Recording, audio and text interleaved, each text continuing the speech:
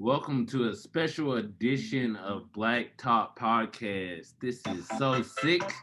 We got a special three-part series for you guys. This is So Sique and Emsy's top 29 black films lists.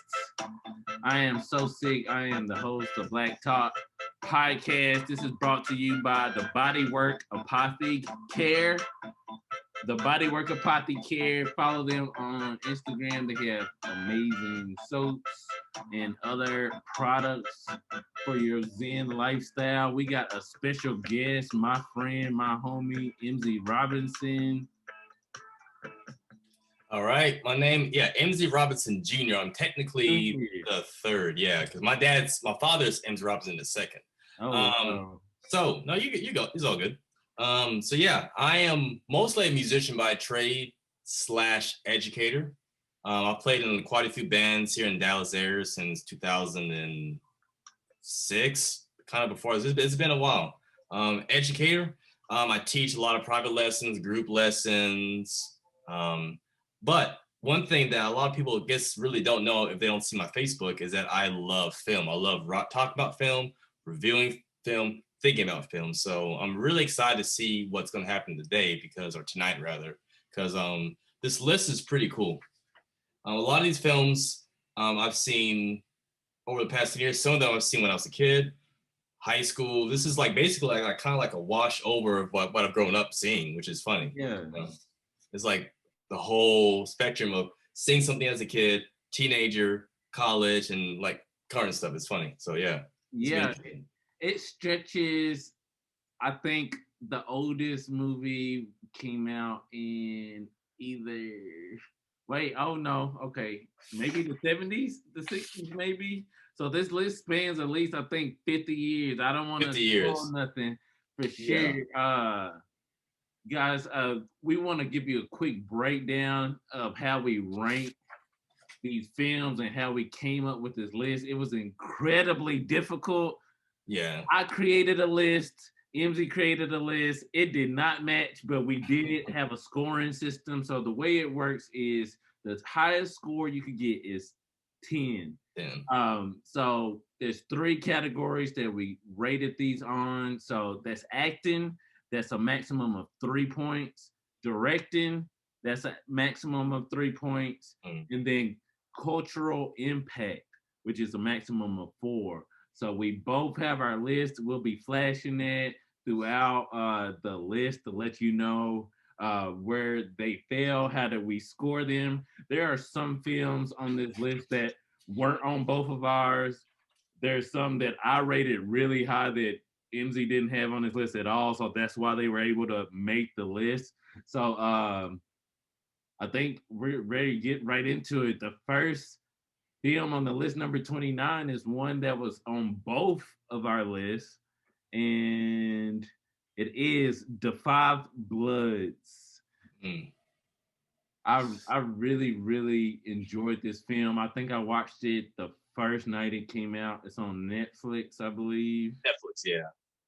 Yeah, from my understanding, it's one of the first films that was debuted during the pandemic. That was like, hey, this is a new film you haven't seen yet. This is one of the first. Yeah. And it's unfortunately one of Chadwick Boseman's last, other than the blues. What's that? Mama Rainey? Black Bottom. Rainey's Black Bottom Blues. Bottom Blues, yeah. And this is basically like his second to last film. And I think this is also one of his health issues, because we notice he's really thin. And a lot of people think he was on. We're all like, what's going on, man? Like, you're really thin, and nobody knew about his cancer. So that's, Yeah, and I thought this was the first movie where he wasn't necessarily the principal. Right? Normally, when he's in a film, he's got the most screen time out of everybody. Yeah. He's carrying the film. On this one, he was literally a ghost already. Yeah. We didn't even know yet, but I remember when I first saw him, how thin he was. I'm like, whoa. Oh, yeah. I'm thinking about, what other roles is he preparing for? He's getting ready for a role. Yeah. Big. If he's lost that much weight, he had to have been crossing over. So I started getting excited. and then the news came like Yeah. really shortly after, and I'm like, oh, it kind of hits you. Right. But the crazy thing is, Chadwick wasn't the star of this He's movie. not. He's not. Delroy Lindo Roy. Yeah. stole the show. I remember Yeah. like towards the climax, all the way, it's just a crazy roller coaster ride to the end. And I'm like, whoa, this guy's acting chops is serious. And Yeah. and I was like, where has he been this whole time? And hopefully he gets Oscar I nomination. think he is. He's definitely gonna get nominated. Yeah.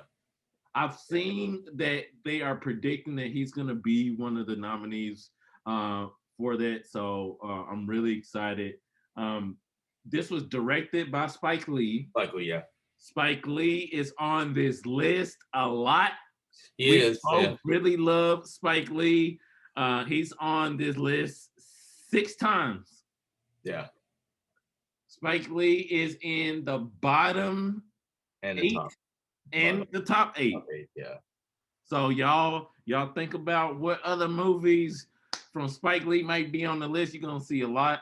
I love The Five Bloods. We rated this 6. This got a 6. That was the minimum score to make it on the list. How did I can't remember The Five Bloods. I rated it for acting, especially for Delroy, 3, which is the most. 2 for directing, which is really hard to do for Spike Lee. It was Yeah. a little long, so I thought we long. could have cut the fluff a little bit. I Yeah. didn't even know what kind of movie it was going to be at first. I thought it was going to be kind of one of those. You remember that old school movie with Jack Nicholson? All the old guys, they're falling out. They're in Vegas or whatever, and they're partying. Yeah. Oh, yeah. One more. It felt like it was going to be one of those movies at first. So it kind of caught me off guard. So I scored a little low there, and then 2 on cultural impact because it's still kind of a war movie, and for some reason people really don't love war movies. Yeah, I think I did a 2 for, I guess, acting, 1 for directing, and 1. And it's not that I didn't think it was good. I just think because it's so contemporary, I wanted to kind of build up towards films that have stuck with me, Yeah. Because, obviously, the acting's great. Yeah, the direction was, especially towards the end, they're throwing a plot where they're trying to throw like some kind of ulterior way to not, because there's like, about the money heist thing. Yeah. And that gets kind of like, what? But it's still great. And the culture impact, just because it's so recent, I don't think it's hit as hard as some other movies have. But I mean, it's all still there, especially the way they told the story about Black Vietnam soldiers and how it related to Vietnam, and they're juxtaposed what they're going through in the States, and that still is really impactful. So absolutely, and I think a lot of people would relate to that. I don't know if they saw the movie, but it was good enough to make our list. So that's our number 29, The Five Bloods. There's also a book named Bloods that is based. I think it actually takes inspiration from. Oh wow, yeah, and I really didn't know what they expect with the title like that. Yeah, like no, it's a book by a author. I looked this up, Wallace Terry. My dad actually had a copy of it. It's this black, red, and yellow cover, and it's these Black Vietnam soldiers, and they're kind of running away from like a target. My dad grew up reading that book. I've never read it myself, but it basically told stories of Black Americans in Vietnam and being over there, not belonging in having issues in the States and having issues in Vietnam at the time. And my dad was the same, was at that time that age. In fact, one of my uncles went to Vietnam.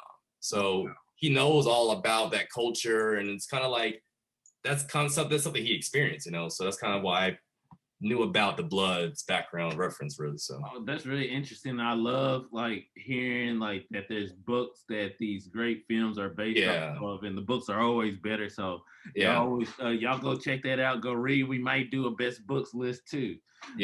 So number 28, one of my favorite authors, one of the most eloquent speaking Black men of all time. This guy was a friend of Malcolm X. and Martin Luther King alike.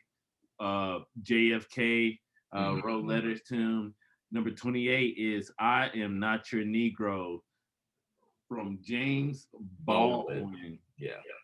So I really love this film. It wasn't on my list. It was just on Emsy's list. He rated it really high, so it got a 6. So I want you to take the lead on this since it wasn't really on my list. Yeah. I saw this back in, was it 2016, 17? Angelica Film Center, Saturday night by myself. I actually had played a gig earlier. I came in my suit. I was wearing a suit, sitting by myself, and bottom row, just sat and just took it all in. Basically talking about Baldwin's reflection on growing up in the States. This is, I think he was living in France at the time when he was reflecting all this. And he was a really complex guy because he didn't necessarily hate. I wouldn't say he was as militant as Malcolm X was, but he did want to call it like a lot of like the mainstream culture, I think, is what he took really issue with. Not so much the far right side, but the mainstream culture that was wanting to wash out and kind of, hey, you know, the issues Black Americans are having, you know, let's just get along. He was kind of critiquing that, you know. And one thing I really like is that there's one scene in the movie where he's referencing a movie with Sidney Poitier where Sidney Poitier, I forgot the name of the movie, but him and a white character are trying to escape on a train. And in one part, his white friend falls in the dirt. And apparently the white character in the movie had like racist tendencies. And the way the script's written, Sidney Poitier goes to reach out and help him. And James Baldwin critiques that as saying, why are Blacks always taught to have sympathy for our oppressors? That's basically the thing. And, you know, it's a really big thing because Sidney Poitier is one of the most incredible actors of all time. And yet even he couldn't escape that kind of Uncle Tom-ish kind of thing, you know. But yeah, so it's a really great movie though. It's narrated by Samuel Jackson, which I didn't really realize when you listen to it, but you know, I loved it. It was excellent. I really enjoyed it as well. And I saw it at the same theater too. Yeah. So I thought I had my own little personal experience story on this, but I had nobody was in there, but I thoroughly enjoyed it. Yeah. And even though you know, I had heard about him, I had seen his YouTube videos, his debates at different colleges. I hadn't actually read any of his books, and after I saw that movie, I went on a binge and ordered about 4 or 5 different books of his, including like "Go Tell It on the Mountain." Yeah. A couple other films based off his books that's on Hulu that you could find.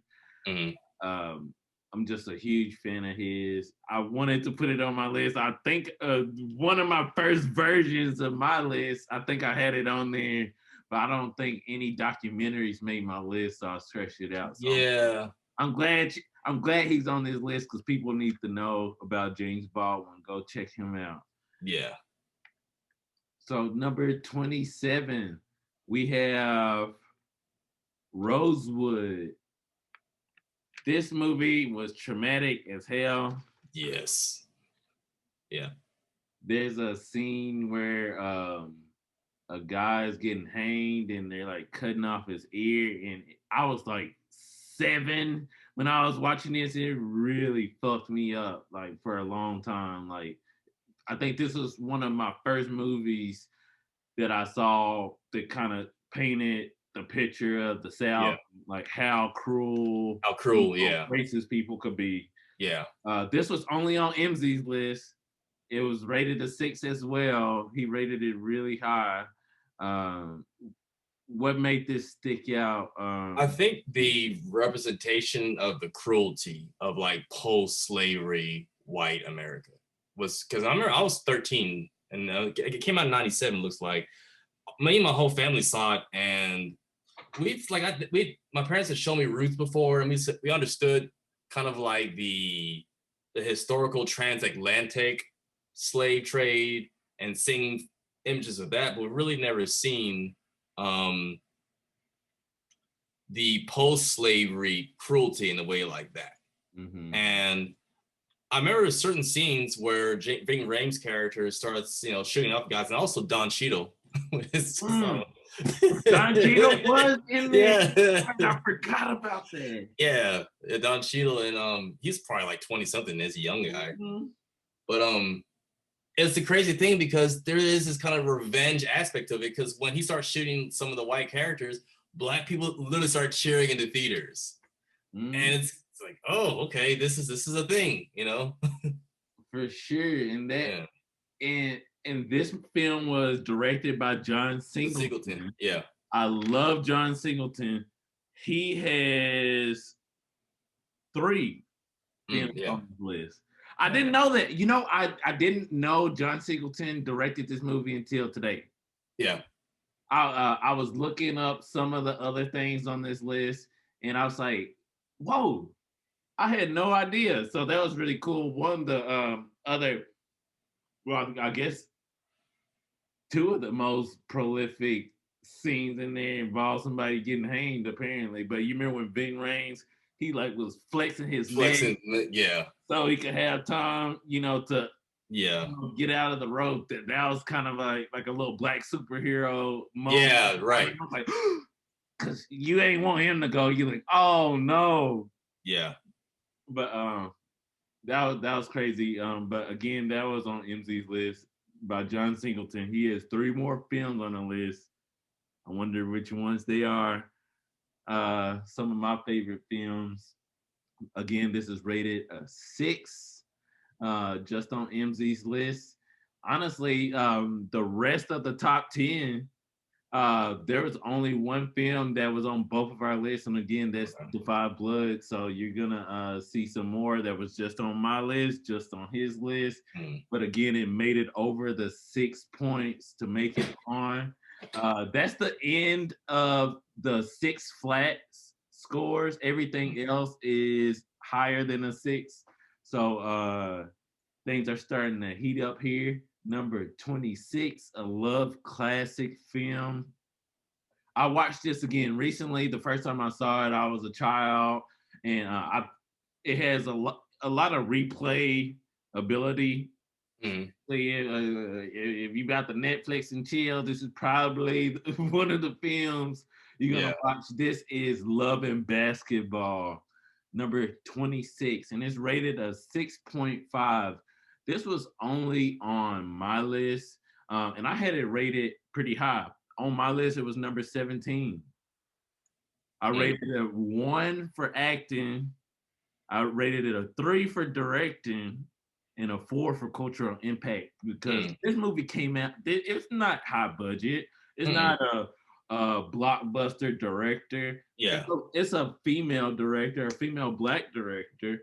At the end of it, I feel like the woman's the hero. I love the ending of that. It really portrayed the toxic masculinity. And when I watched it again, like now that I'm a different person, it was really difficult. I'm like, God, this guy is the worst. Worst, yeah. Like, you deserve so much better. And she still stayed with him, honestly. I'm like, hey, I'm happy y'all worked it out, but I still, like was worried about her there at the end. Yeah. I think people really love this film. It's, again, a classic love film. If people are going to talk about a Black love film, I guess this is probably going to be the first or the second thing that comes out of their mouth, other than Poetic Justice. Yeah, or Love Jones. Love Jones. See, I'm not a Love Jones fan. Yeah. Man, I don't know. Maybe I could try it again. Yeah. But it's not. I think that was the one I seen like once. Right. Was this close to being on your list at all? Did you think about it? I just didn't. I mean, I guess I saw it once, and I thought it was a good film, but it wasn't something that's like. Well, I'll tell you what, the soundtrack's really good. Yeah. Oh It's yeah. got Raphael Sadiq and Oh yeah. Angie Stone. It's a great soundtrack. If I watched it again, I think it probably hit a little harder. By the time I saw it, it's like, okay, this is a good film. Mm-hmm. But yeah, it's just been so long since I've seen it. And I was like I did. Yeah, I realized that the director was what's her name, Gina Prince Bythewood. Yeah, that was also her debut. That's impressive. Yeah. That's a debut. Yep. That's crazy. Her debut was a classic. So Yeah. shout outs to her on that. Again, that's just on my list though. Yeah. And again, I don't know if I would have watched it again recently if it wasn't for like, usually it's the girl mentioning, oh, that's my favorite movie. I'm like, okay, let me reconnect or something like that. But I'm probably gonna watch it again for another at least 10 years. Yeah. So number 25, I might have seen this movie. This was only on Emsy's list. It's South Central. Only on Emsy's list. This is a 6.5. Why did this make your top 29? All right. The reason is because it's kind of a West Coast version of Malcolm X. Mm-hmm. Because the character in the movie, he goes to jail and gets I guess ministered to join the Islam faith. And along the way, he's learning how to reinvent his life and everything. And it's just the way they told the story of a black man that's going through the motions of growing up in South Central, becoming a Muslim, correcting himself, but it was told in a really serious tone without having that dark kind of underbelly that like Boys in the Hood or Menace to Society where it's like, oh, we're really gonna hit you. This is more, it's like, I guess more appropriate for like mainstream TV. Like it's gonna hit you, but it's not gonna hit you that hard. Like it's like an intro, and then you really want to get hit with that. Go watch Menace to Society or Boys in the Hood. So it's kind of like that movie. It's like a gateway to those heavier movies, Yeah. So it was like less primal than yeah. Yeah, for sure. And I think the premise of it, like when he gets out, he's trying to stop his son from joining that life or something like that. Yeah. Yeah. And I'm all for redemption films. I hadn't seen that one. I might have seen it once, but it didn't really pop up in my head again. I didn't get a chance to watch it, but it sounds like a pretty motivating story. Yeah, for sure. And then next we have a couple more 6.5s on this bottom 10. The next one was also only on Emsy's list. This is Hoop Dreams. It was rated a 6.5. Tell us about this film. All right, this film, I remember watching this on Channel 13 PBS. It's a documentary, but I felt like it was extended. Maybe the way they had commercials, it felt like it was much longer than like a couple hours. But anyway, it's a great film that's talking about. I believe it's it's kind of it makes you think of like Carl Thomas. Yeah, Isaiah Thomas. That's the guy. Yeah. Yeah, that's right. Isaiah Thomas. Yeah, I was blanking out. It's just the way it shows how you have two African American kids that are growing up through in Illinois, trying to find their place. You're going to like a predominantly white high school, feeling like the thing that they have to get to further in life is basketball, and this is the hoops they go through. No pun intended, but it's just a great film because it demonstrates how hard it is to get in, like, in the big leagues, how the racism you'll have to deal with, the class division you have to deal with, and all that kind of stuff. So yeah. Mm-hmm.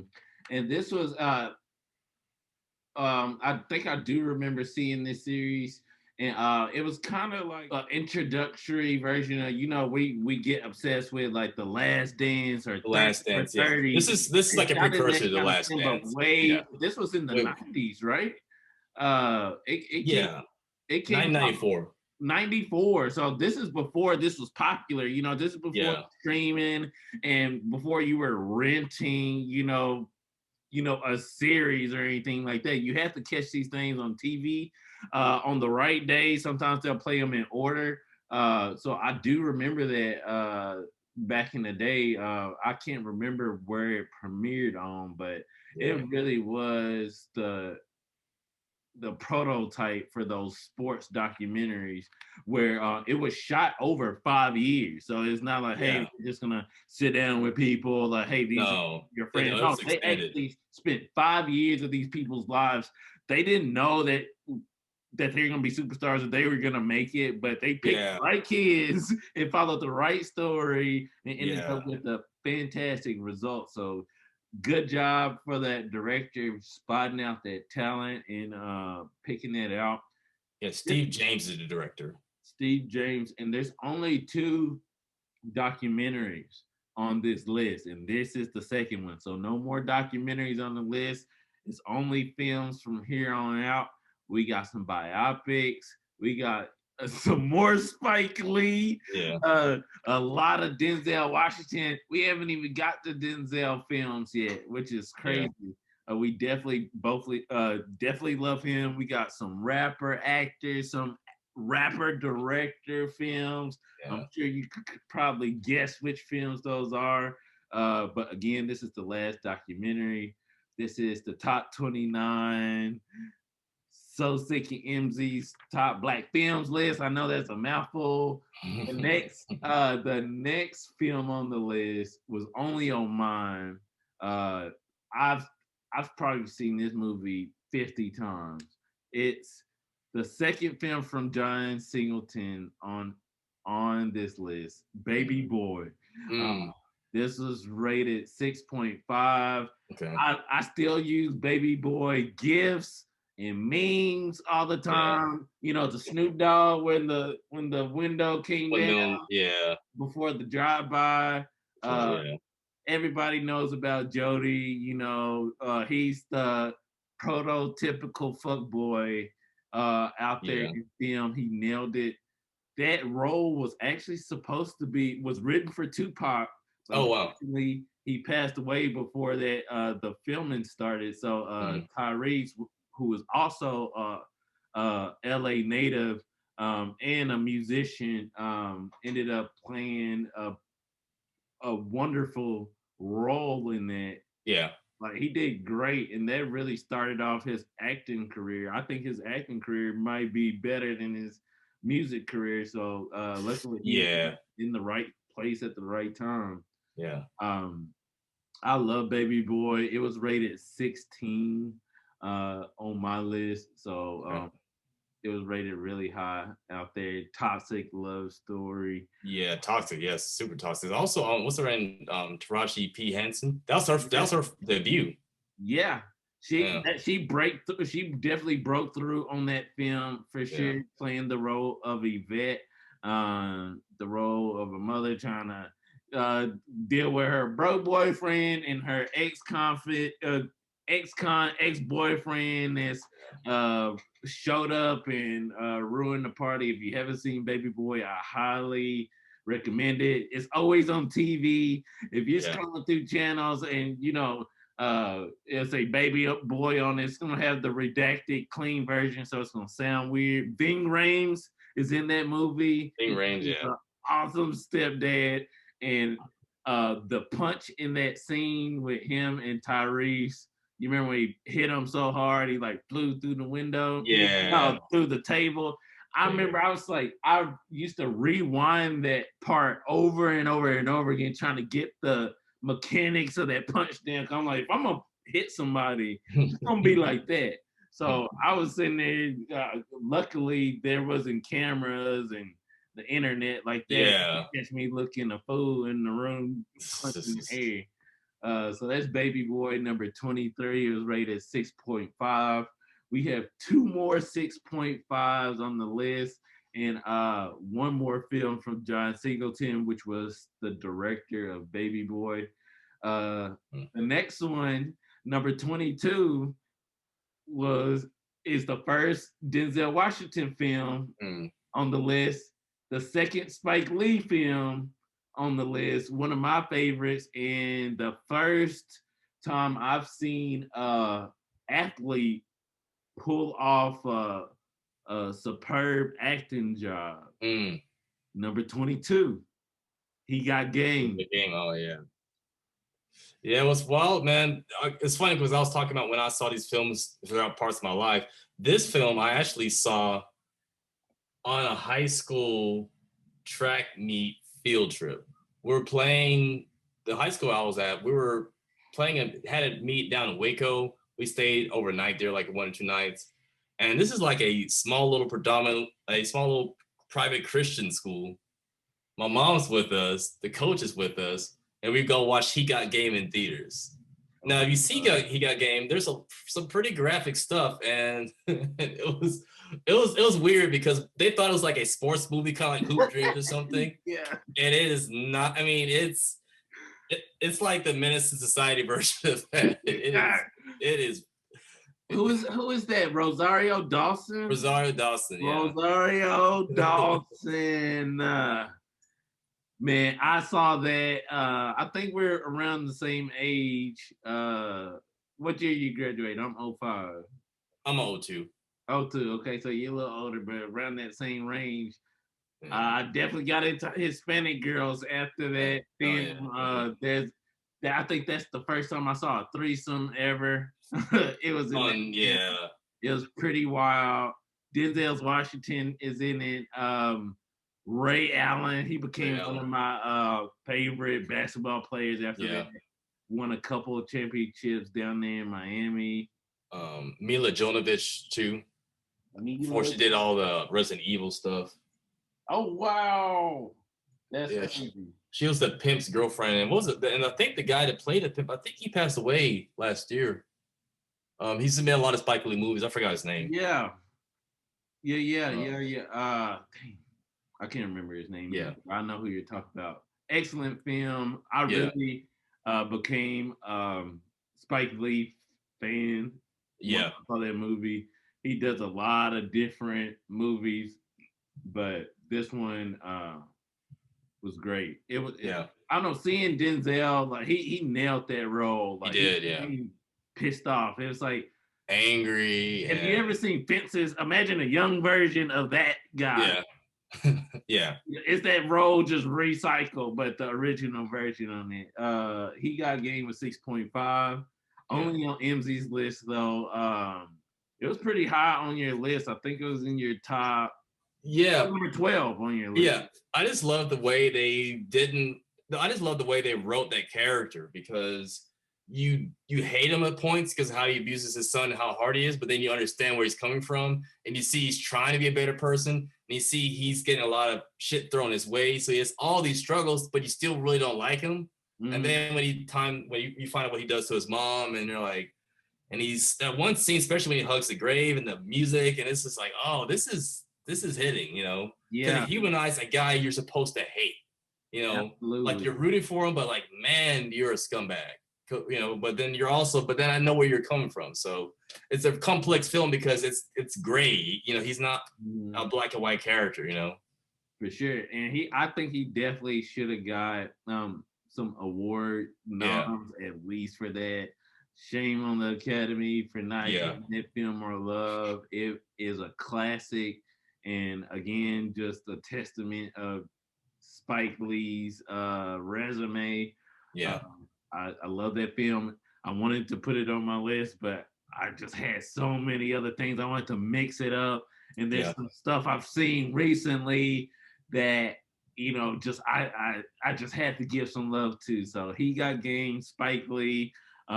He has 4 more movies on this list. Denzel got a couple more. Stay tuned for that. Number 21 is a classic.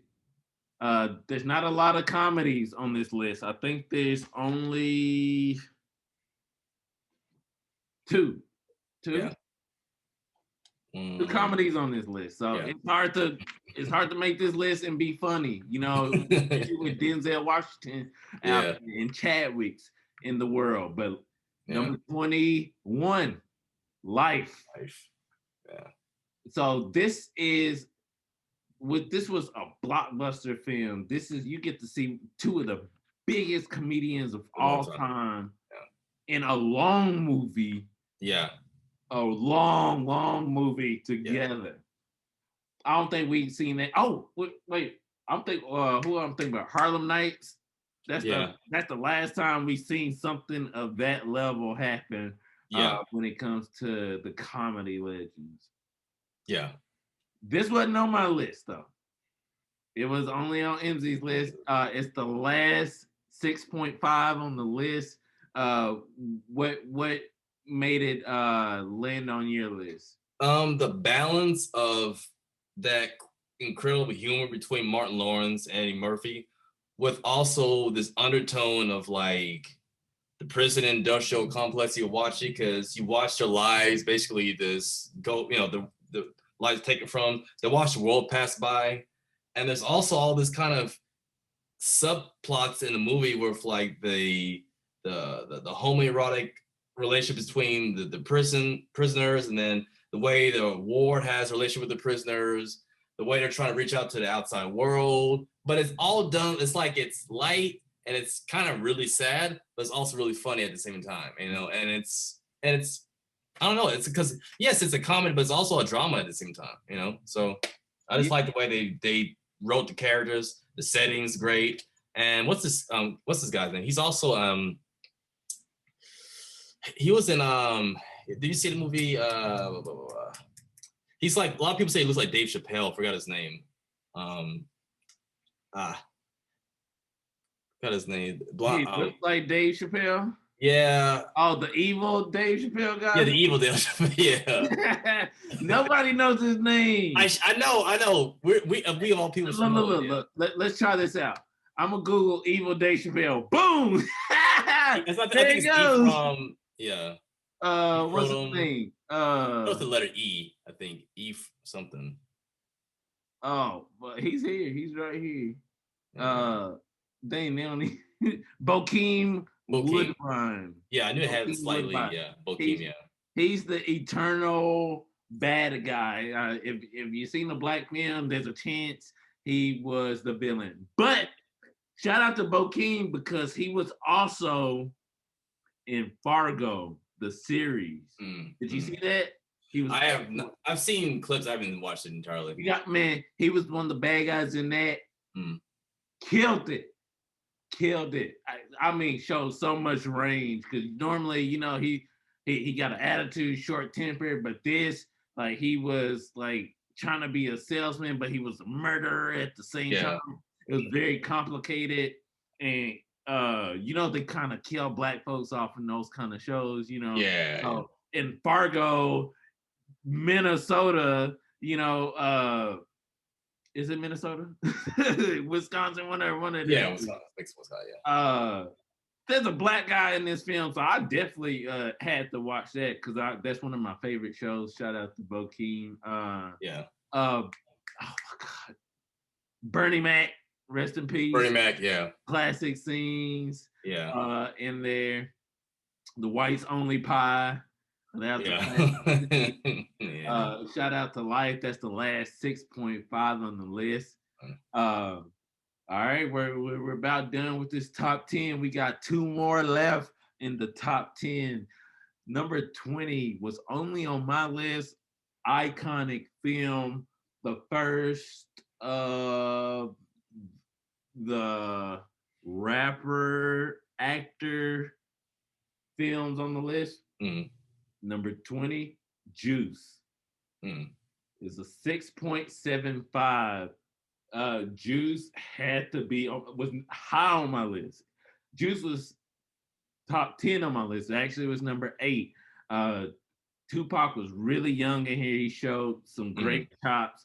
He played an iconic villain. I think if you're gonna put a Mount Rushmore, a top 5 film villains like of all time, like not people with superpowers and nothing like that, like just actual people, taxi driver, Arthur Fleck, Bishop. Bishop Yeah. and Juice was a crazy dude. Once he got that power, kind of like the Lord of the Flies, you know, it just corrupted him. Definitely. He had that classic scene where they're like, you know what? I am crazy and I don't give a fuck. Yeah. That was iconic. There's still memes going on about that now. Who else was in that? Omar Epps. Omar Epps. He was really young in that as well. Tupac got his start there. He wasn't even a huge rapper yet, you know, so he was already playing both sides already then, being a rapper from Digital Underground. He had hair then to acting in this film, and you know, this was his first film, and he knocked it out the park. Yeah. You gotta go see it. Excellent ending. I love this film. Again, it was number 8 on my list. There was no way I could leave it off. It was only on my list. We got Juice with Tupac and Omar Epps. Shout out to them. Number 19, the second of the rapper actors. And you know, people are gonna say, "Oh man, this, yeah, he's a rapper. It counts. It might not have been for that long." Mr. Fresh Prince, method acting. Yeah. The first biopic on this list, number 19, and the first 7-score Ali. Yeah. With the homie Will Smith. This was only on Emsy's list. Did he win for this or just get nominated? He received, both him and John Voight received it's just nomination, that's just a nomination, but he didn't win. I think it's just the fact that he was able to take on a role like that, coming off of Independence Day and Men in Black, summer blockbuster, lots of charisma, but you're not gonna give him a period piece like Ali, and then he does it and he crushes it. And it's funny because it also has what's his face, Jamie Foxx. Yep. And it's just the way he told the story, the way they get the backstory between Muhammad Ali and Malcolm X, and the way it's directed, the score. Obviously, they throw the Sam Cooke in there. Jada Pinkett plays, one of his girlfriends. It's like they had all these elements to it, and I just love seeing it in the movies. And I think it just took him.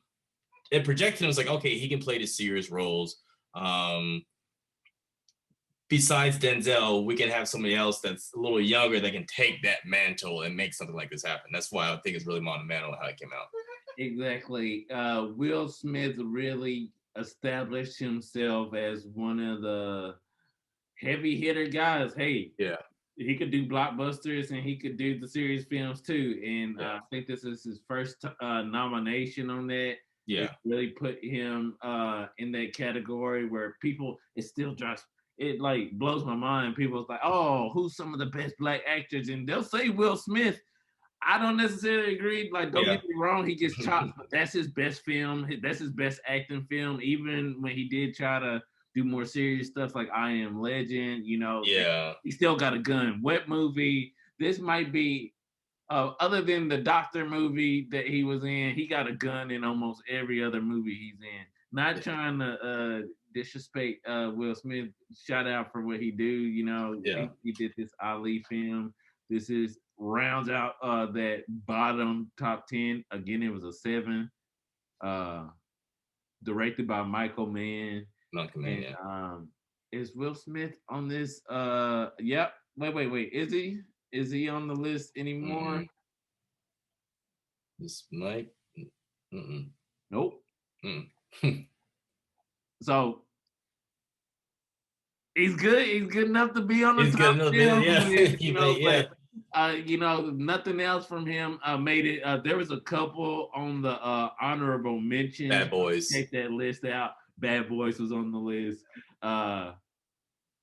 That was tough. I'm like, is that a black film? But I guess they got Yeah, it's they not. got Yeah, they got two black leads, and we were really trying to be critical on the films we selected. right. That who direct is that Michael Bay? I think. I think it is Michael Bay. Yeah, that boy. Yeah, You okay. can tell by the way those shots are. All Yeah, I'm trying to the think. Yeah, the whole poster got a whole poster. whole Yeah. mushroom cloud in the back of it.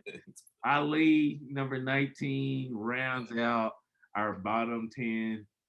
Uh, one of the first biopics on the list.